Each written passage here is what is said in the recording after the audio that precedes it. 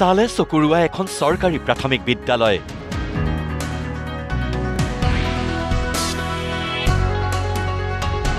যিখন বিদ্যালয়ত দিয়া হয় নিখুঁত বিদ্যায়তনিক সহবিদ্যায়তনিক শিক্ষা।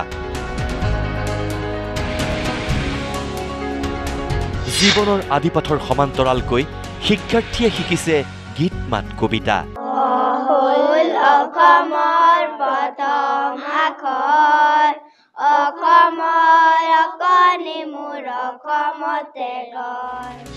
দুবাৰকৈ ৰাষ্ট্ৰপতি আৰু ৰাজ্যিক পুৰস্কাৰেৰে উজলিছে বিদ্যালয়খন।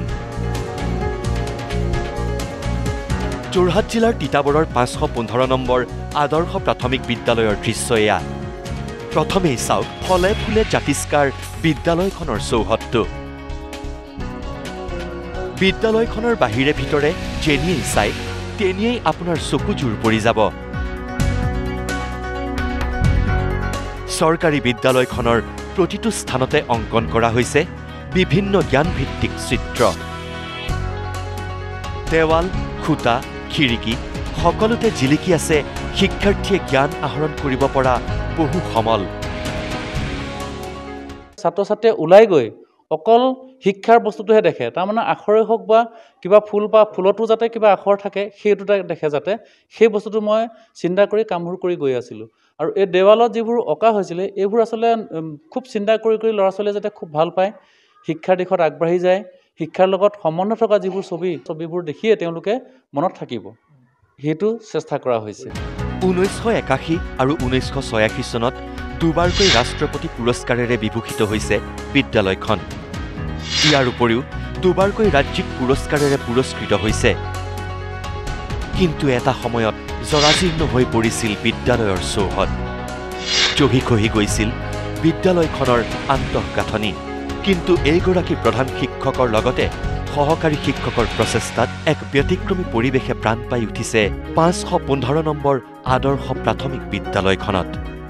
1981 চনত এবাৰ ৰাষ্ট্ৰপতি পুৰস্কাৰ পোৱা আৰু এবাৰ 86 চনত ৰাষ্ট্ৰপতি পুৰস্কাৰ পোৱা এইখন বিদ্যালয়। তাৰপিছতে কিবা কাৰণত বিদ্যালয়খন উৱলি গৈছিলে। এতিয়া সেই 9 চনৰ পৰা যুঁজি এই বিদ্যালয়খন এতিয়া পূৰ্ণাংগ পৰ্যায়ত আকৌ সুন্দৰকৈ সজাই তুলিলোঁ।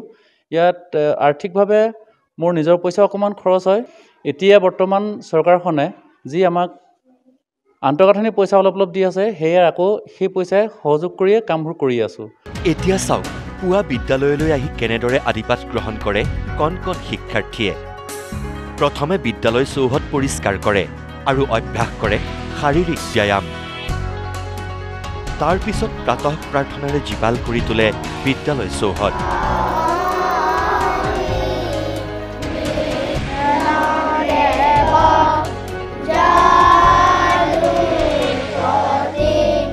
শিক্ষাৰ্থীয়ে যে কেৱল বিদ্যায়তনিক শিক্ষাই গ্ৰহণ কৰে তেনে নহয়।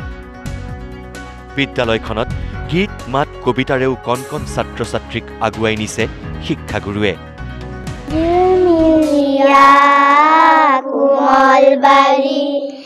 তাহানিৰ কথা কিয় আজি কলি, বুকুতে মিঠা মিঠা সুৰ ঢালিলি, বুকুতে মিঠা মিঠা সুৰ ঢালিলি, জিলমিলিয়া কোমল বালি।